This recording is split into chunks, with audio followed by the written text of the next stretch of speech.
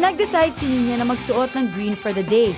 By coincidence, naka-green din pala ang ibang housemates. Di alam ni Nina, ito ang pagsisimula ng away niya with her best friend. Pink one of them, pero green din. Dapat wala na green. Ha? Asal ka kayo? Saan? Wala akong block. Kaya walang po. Uy, isa lang itim kong dala. Ano ito mo? Oy, Bam, bakit bad trip ka? Di naman kasi siya yung inirita ko kanina, mami.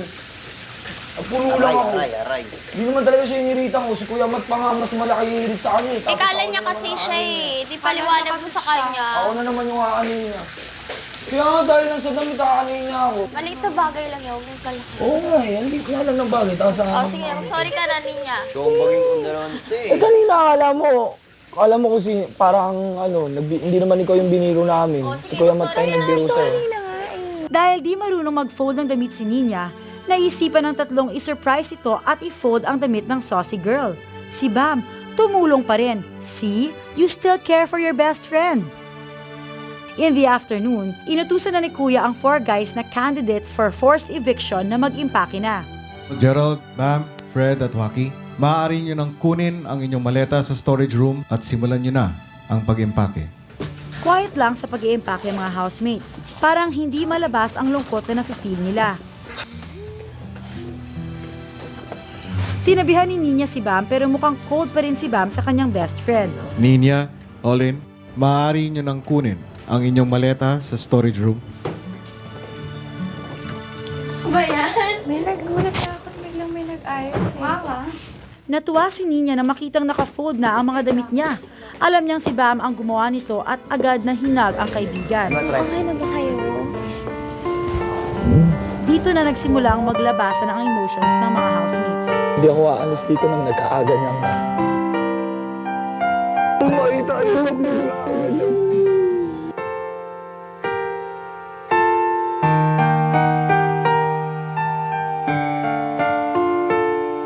Huwag kayong umiyak. Lalabas tayo lahat dito masaya.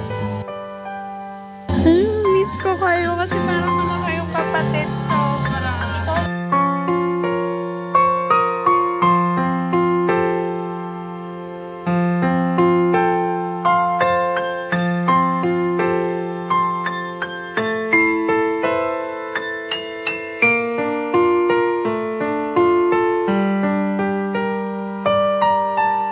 Naging emotional ang eviction night kagabi kung saan 2 housemates ang napalabas sa bahay ni Kuya. Ang forced evictee na si Bam at ang isa sa mga nominado na si Nina. Mga kapamilya, ang magka-love team! Ang best friends, Bam and Nina! Thank you. Alam mo, hindi ko talaga ina-expect. Hindi ko lang ina-expect lahat. Lahat na nangyayari kanina. Sige Fred, ano gusto mong sabihin? Pwede po ba ako hindi mo na magsalita kasi naghahalo yung emotions ko. Ayoko sanang parang ayoko, baka ma-regret ko yung sasabihin ko ngayon. Maaari ho bang hindi ko muna sabihin yung nararamdaman ko? Naunawaan kita, Fred. Diretso si Fred sa paglilinis ng banyo. Maybe, ito ang outlet niya para mabawasan ang bigat ng dibdib. Ang iba naman na safe from eviction, todo ang pasalamat sa confession room. Oh, strong ako pero parang wala po akong bilib sa sarili ko. Ganon. So, akala ko po talaga ako yung matatanggal. Sobrang nagpapasalamat po ako. Kasi kung di po dahil sa kanila, wala po ako dito. In-expect ko po talaga na ako, Kuya, honestly. Kasi po, maraming salamat po sa pangalawang pagkakataon na binigay nyo sa akin. Pasalamat sa iyo po kasi I have a lot more to learn kahit in these 2 weeks I've learned a lot from you. I have to be more disciplined. I'll be more responsible. I'll wake up on during the wake up calls kasi feeling ko na you see me as not respecting you po pero I'll show it to you po na sobrang respeto kita po. Nang ready na siya, kinausap ulit ni Fred si Kuya. Natutuwa na po ako na makakastay pa po ako dito sa bahay na to para patunayan yung sarili ko. At nalulungkot din dahil meron akong kaibigan na nawala. Siyempre nakakalungkot po dahil nagkakamabutihan na kami, sagiging close kami dito sa bahay. Kaso, yun nga, napaaga yung alis niya. Kaya doon ako nalulungkot. Bakit, Fred? Ano bang nararamdaman mo kay Ninya? Sasabihin ko na lang po siguro sa kanya harap-harapan. After confession, pumunta siya sa garden at kinuha ang fluffy slippers na naiwan ni Ninya.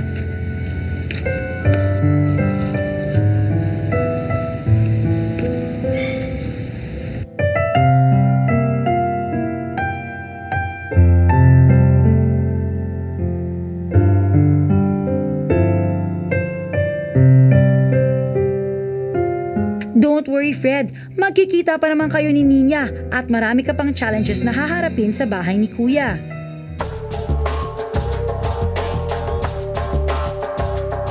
Ate Claire, kasi minsan malabo siyang kausap. Kay Kim po siguro, isa siya sa mga dahilan kung bakit na-violation ako. Hindi naman po siguro niya sinadya, pero yun nga, medyo nalagay po ako sa alanganing posisyon dahil sa kanya. Kay Gerald po, tingin ko po siya po yung may pinaka maraming violation po nitong last. Para kay Waki kasi tingin ko po nagiging responsable po siya. Para kay Fred.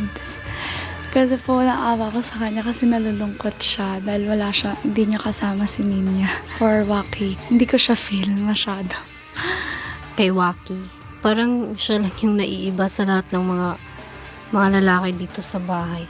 Kay Gerald, siya palagi yung nakakakuha ng maraming violations.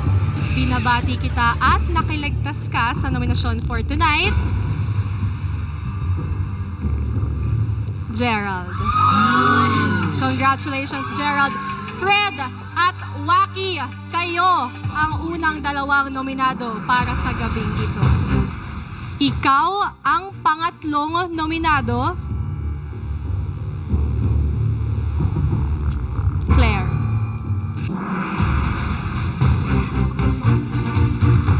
Super housemates, makinig kayo dahil ang bilang ng mga nominado ngayong gabi ay